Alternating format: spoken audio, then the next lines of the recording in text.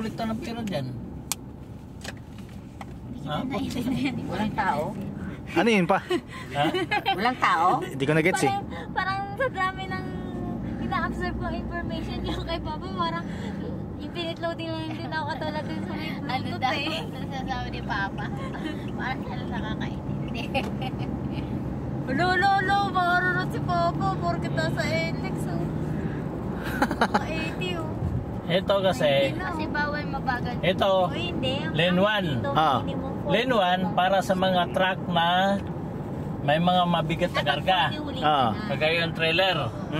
Lane 2, para doon sa medyo magaan lang ang karga. Ah. Lane 3. Na mabagal ang na ano din. Lane 3, ito yung mabilis ang takbo mo.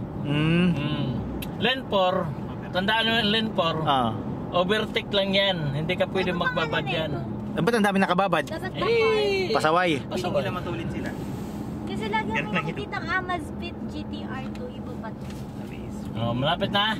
Basa na lang nila. Ha? Nasaan na yung ano nyo? Ay, Ang kanan lang po yun dito. bandang kanan pa. Yung Phoenix na gasolinahan daw yun.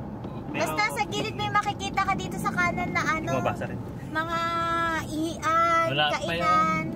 Layo pa. Ay, na 7 kilometers. 7 kilometers. Saan? Kanina nakalagay. Malapit na yung 7 kilometers eh. Mapapansin mo yan pa yung mga ano, gasolina. Alam ko yun.